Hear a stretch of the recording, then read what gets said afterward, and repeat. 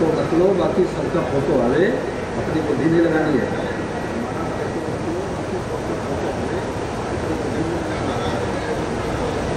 बोलो गिरधर गोपाल की। एक बार की बात थी, नैनीताल क्षेत्र में श्री सूत जी को प्रणाम करके सोनक जी महाराज जी ने पूछा कि महाराज कली काल में जीव आसुरी स्वभाव वाला बन गया है, कोई कल्याणकारी ऐसे शास्त्रों साधन बताओ, मार्ग बताओ जिससे भगवान कृष्ण की प्राप्ति हो जाए, भगवान कृष्ण के चरणों में प्रेम हो जाए। क्योंकि चिंतामणि से लौकिक सुख की प्राप्ति होती है, कल्प से स्वर्गीय संपत्ति की प्राप्ति होती है। संत महात्मा प्रसन्न हो जाए तो वैकुंठ धाम मिल जाता है। बोलो गिरधर गोपाल की। श्री सूत जी ने कहा कि देखो, श्री सुखदेव जी महाराज जी ने भागवत महापुराण की कथा सुनाई राजा परीक्षित को। जिस समय राजा परीक्षित को श्राप लगा तो 7वें दिन कच्छप नाग डसेगा, उन्होंने सोचा कि शरीर छोड़ना है तो गंगा जी के किनारे छोड़ो। गंगा जी किनारे पहुंच जाते हैं। बोलो गंगा मैया की। गंगा जी किनारे पहुंच जाते हैं। सब महात्मा ऋषि मुनि भी आ जाते हैं और देखते देखते श्री सुखदेव जी महाराज जी पधारते हैं। बोलो श्री सुखदेव जी महाराज की। सब लोग उठ करके खड़े हुए। राजा परीक्षित ने श्री सुखदेव जी महाराज जी का पूजन किया और जैसे कथा सुनाना प्रारंभ करना चाहते ही थे, इतने में देवता लोग स्वर्ग से अमृत का घड़ा लेकर के आ गए और श्री सुखदेव जी महाराज जी को प्रणाम करके कहने लगे कि देखो महाराज, आप तो राजा परीक्षित को अमर कथा सुनाने के लिए आए हो, परंतु हम लोग तो अमृत का कलश लेकर के आए हैं, राजा परीक्षित को पिला दो। राजा परीक्षित सदा दाखिले अमर हो जाएंगे। श्री सुखदेव जी महाराज डांट लगाते हैं, कहेंगे अरे मूर्खों, कहाँ तो कांच कहाँ तो मणि, मणि से क्या कांच की तुलना की जा सकती है, और कहाँ तो अमृत कहाँ तो भगवान की कथा, यानी अमृत से बढ़कर के भगवान की कथा है। अवक्तास्तांश विज्ञाय न ददोष कथामृतम् श्रीमद्भागवती वार्ता श्रवणामपि दुर्लभा। देवताओं को भी दुर्लभ है भागवत महापुराण की कथा। शंकर भगवान करे, हे पार्वती, जिन हरि कथा सुनी नहीं काना,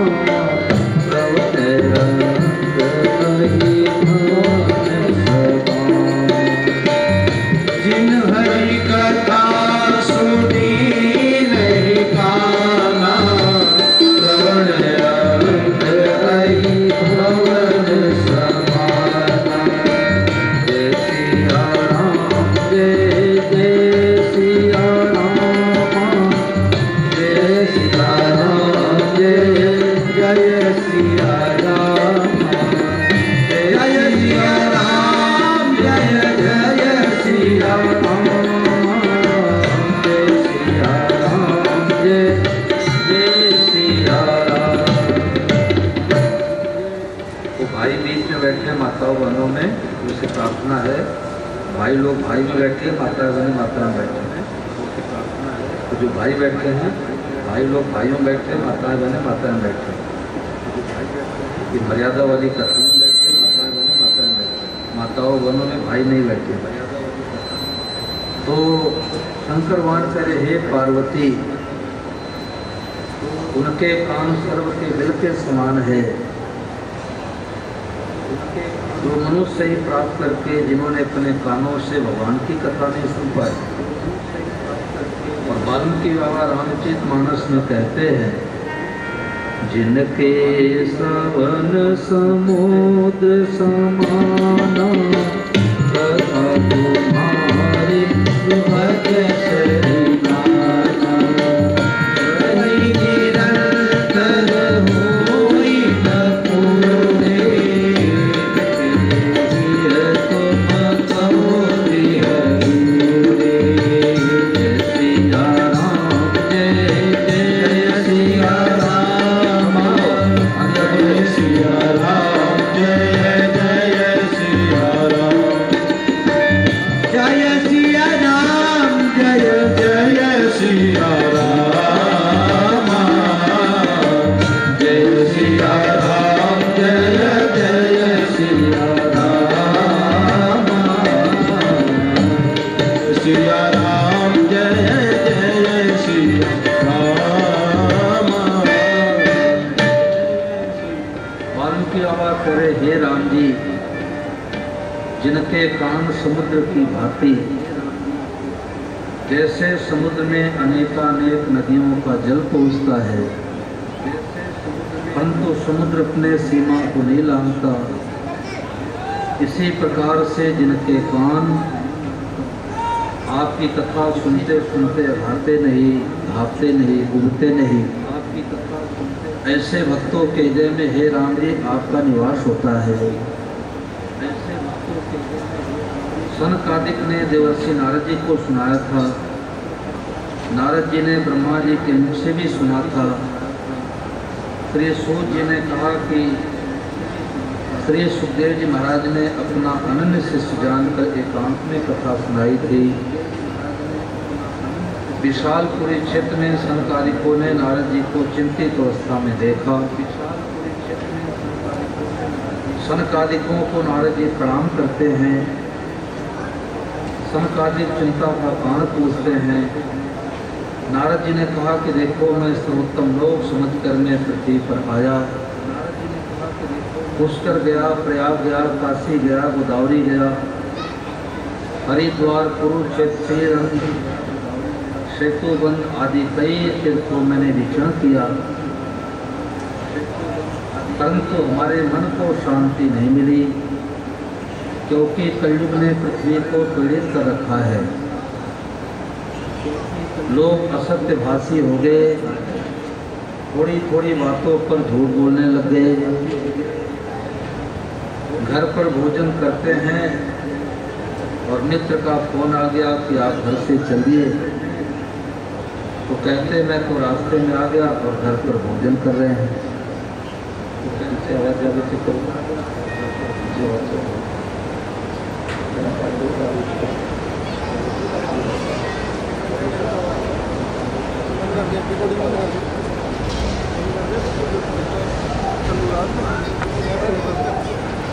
नारद जी महाराज ने कहा कि लोग असत्यभाषी हो गए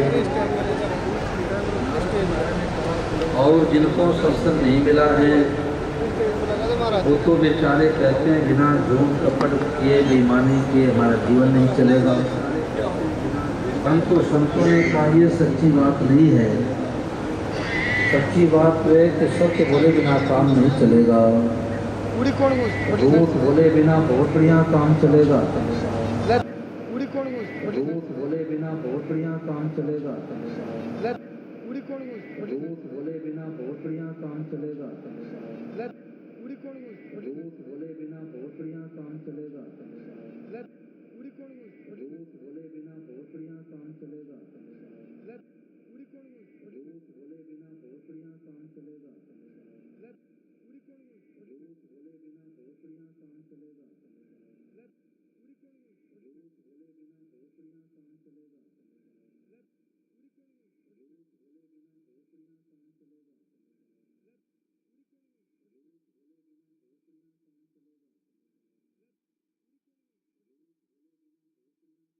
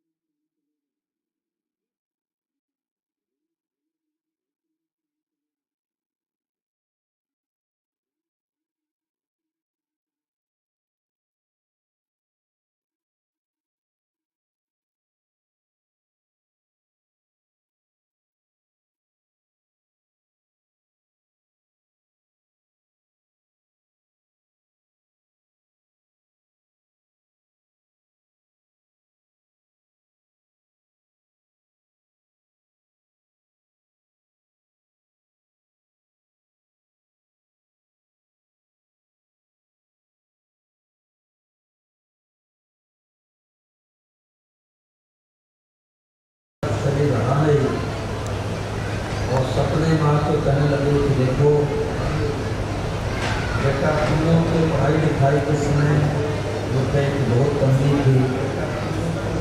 मैंने गांव के शंकर तेजी से 14 रुपये उधार ले लिए और दे नहीं पाया। अब मैं तो बैल बंद करते थे कि खाने में पेराई कर रहा हूँ। पहले सरसों की पेराई फूलों में हुआ करती थी बैलों के द्वारा। दीवान साहब उतर के बैठ गए, सोचने लगे कभी कभी सपना सच्चा होता है, कभी कभी झूठा भी होता है। ये सपना सच्चा है कि झूठा है? गांव में आए, गांव से पूछने लगे कि हमारे गांव में कोई शंकर देवी नाम के व्यक्ति रहते हैं। तो गांव के लोग कहते कहाँ रहते थे, उनका सुविधान है। दीवान साहब समझ गए कि सपना बिल्कुल सच्चा है। 14 रुपये पॉकेट में लेकर के शंकर के दरवाजे पर पहुंच गए। घर में से बेटा निकला, बाबू जी क्या काम है? तो दीवान साहब ने कहा कि तुम्हारे पिताजी का नाम शंकर था। हाँ। बोले पिताजी के समय का कोई बुरा बैल तुम्हारे घर में है? तो युवक ने कहा कि हाँ, पिताजी के समय का बुरा बैल घर में है। आज कथा लोग ध्यान दे बच्चों को बात करे, आज कथा ध्यान दे बच्चे, यहाँ का बुरा नहीं करे बातों बच्चों।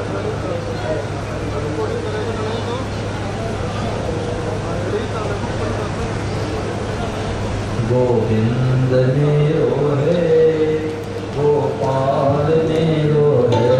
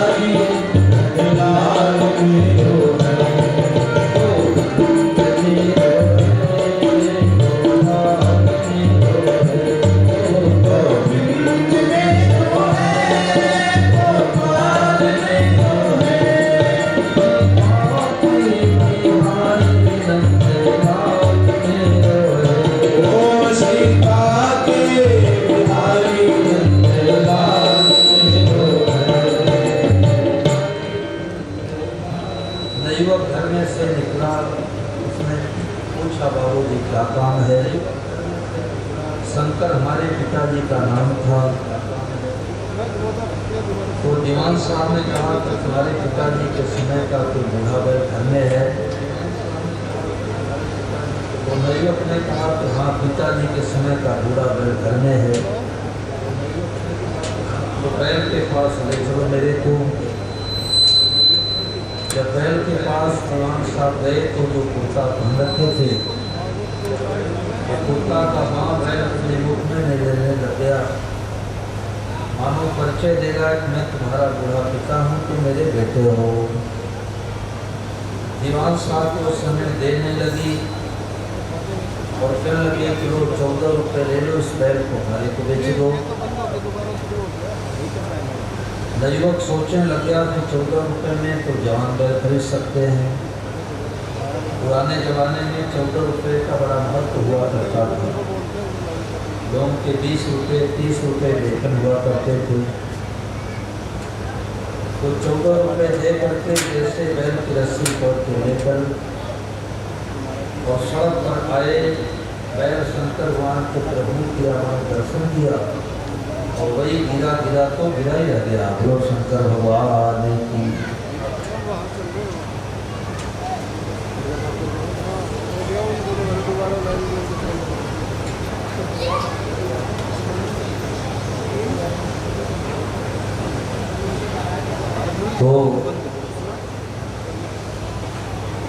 यदि 14 रुपए दे करके वापस नहीं दिए तो बैल बन करके आना पड़ा।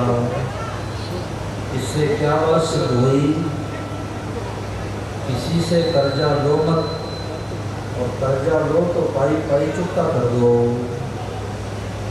14 रुपए दे करके वापस नहीं दिया तो बैल बन करके आना पड़ा। डरते रहो या जिंदगी बेकार न हो जाए, सपने में किसी जीव का अपमान न हो जाए। हरि डर गुरु डर जगत डर, डर करनी में सार, रज्जब डराश उगरा गाफिल खाए मार। हरि से डर का मतलब भगवान से डरो, गुरुजनों से डरो, माता पिता से डरो। संसार में डर डर करके पाँव रखो। डरने का मतलब भयभीत होना नहीं है। डरने का मतलब कि हमारे द्वारा कोई साल विरुद्ध काम न हो जाए। नारा लगा दिया। नारद जी महाराज कहने के एक लोग भाग्यहीन हो गए। किसी से कहो कि चलो भगवान की कथा सुनने के लिए चलो, तो कहते हैं हमारे भाग में कथा लिखी होगी तो सुनूंगा, नहीं तो नहीं सुनूंगा। अरे संतों ने कहा कि भगवान की कथा है, सत्संग है, गीता रामायण का पाठ है, भगवान के नाम का जप है, इसमें भाग्य का कोई लेना देना नहीं होता। भाग्य कहाँ काम आता है? संसार में। आपके बेटा बेटी होंगे कि नहीं होंगे भाग्य के अधीन है। आप करोड़पति लखपति बनेंगे कि नहीं बनेंगे भाग्य के अधीन है। आपको पद प्रतिष्ठा अधिकार मिलेगा कि नहीं मिलेगा भाग्य के अधीन है। यानी संसार की जो वस्तुओं की प्राप्ति में 3 चीज़ों की जरूरत होती है, तब जाके संसार की वस्तुएं